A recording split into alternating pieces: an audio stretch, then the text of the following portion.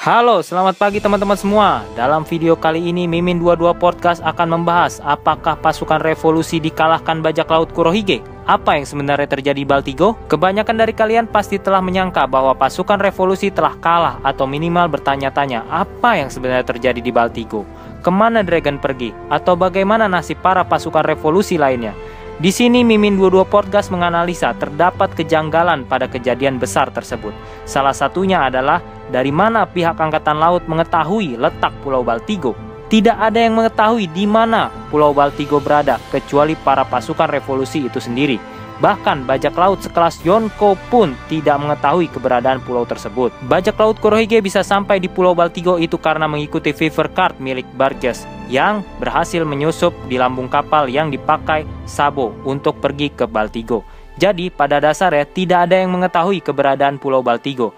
Tetapi mengapa pemerintah bisa mengetahui keberadaan pulau tersebut? Apabila memang terjadi pertempuran di antara Kurohige dan pasukan revolusi di sana, otomatis ini hanya akan diketahui oleh kedua belah pihak saja, dan pihak pemerintah tidak mungkin mengetahui informasi tersebut. Tetapi faktanya, informasi tersebut diketahui oleh pemerintah, bahkan masuk koran dan menjadi konsumsi publik. Dari sini, Mimin 22 Podcast menyimpulkan terdapat penyusup dari pihak Angkatan Laut yang berhasil masuk ke dalam kapal Kurohige. Dan siapakah yang menyusup? Kemungkinan dia adalah CP0. Perlu diingat bahwa Aokiji sekarang menjadi salah satu kru bajak laut Kurohige.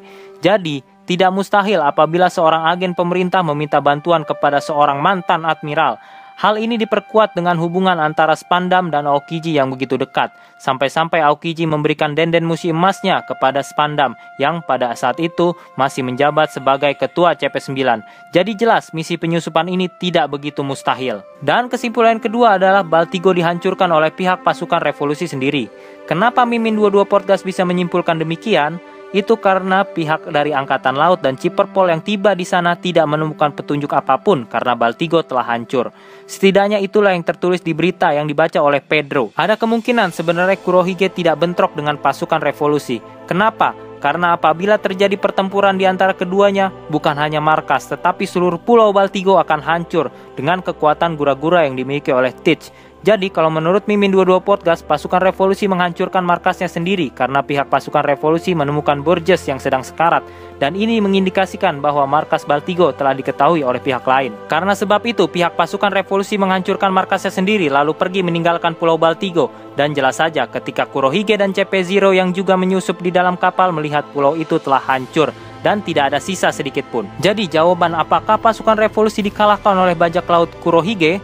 Jawabannya tidak. Karena pada dasarnya sebenarnya pasukan revolusi hanya pindah markas karena markas yang lama sudah diketahui oleh pihak lain.